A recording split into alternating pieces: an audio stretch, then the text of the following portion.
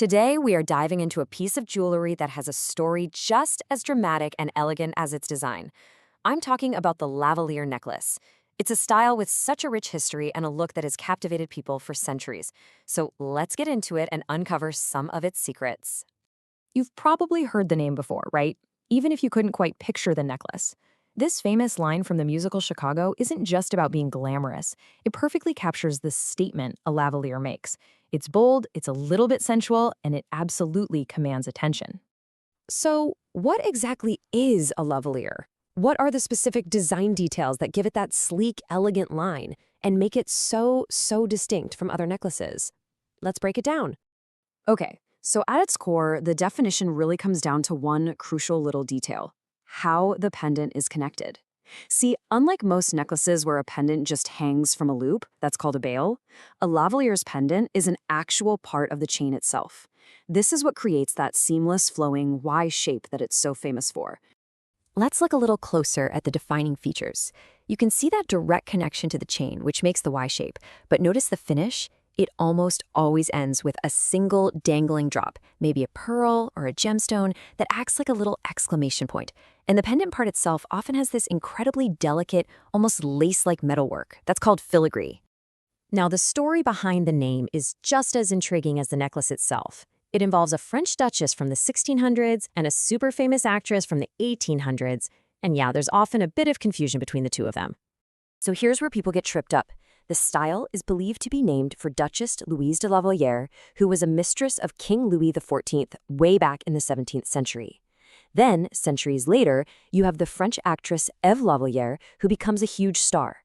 Now, she didn't invent the necklace, she just loved them so much that she actually adopted the style as her stage name, and she single-handedly made it the must-have accessory around the turn of the 20th century.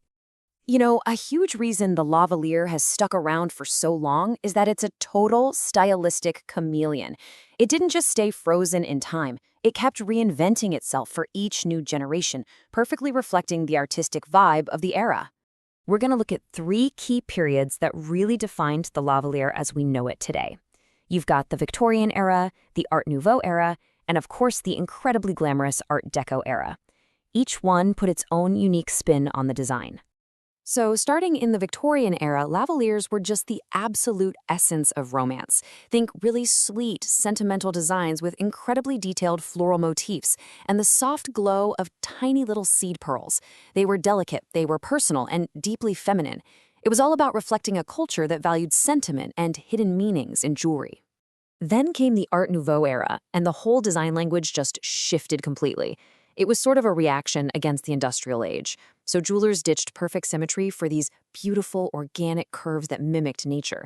Things like twisting vines, delicate flowers, even insects. Enameled leaves and natural pearls were super common, creating this really soft and highly artistic look.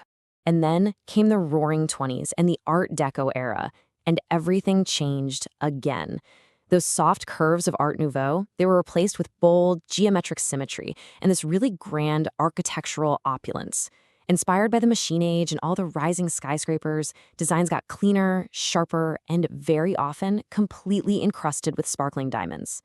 This is really the lavalier at its most glamorous. This bold Art Deco style just happened to coincide perfectly with the rise of a massive new cultural force, Hollywood. The Lavalier was about to have its biggest moment in the spotlight yet. I mean, you can see exactly why it became a staple on the silver screen. That long, dangling Y shape was the absolute perfect accessory for the plunging necklines that were so fashionable in the 1920s and 30s. It just drew the eye downward, accentuating the daring fashion of the time and becoming the signature piece for Hollywood's new royalty. So, after seeing the history and all the different styles, you might be wondering, okay, how do I make this timeless piece a part of my own collection? Well, the good news is, with so much variety, there's a lavalier out there for basically every taste and every budget. First off, it's really important to remember that this is a universally flattering style. Seriously. Because of that Y shape, it creates this beautiful, elongating line on anywhere, whether you choose a long chain that drapes low or a shorter one that sits a bit higher on the neckline. So where do you start? Well, if you're looking for something that's a bit more affordable but still has that antique charm, the lightweight Art Nouveau styles are a fantastic option. For pure, unapologetic luxury, you just can't beat the diamond-encrusted Art Deco pieces. And for a really budget-friendly find, don't overlook antique costume jewelry. It often features incredible craftsmanship, just in more accessible materials. So, there you have it. From the sweet romance of the Victorians to the organic lines of Art Nouveau and the bold glamour of Art Deco, the Lavalier has told so many different stories.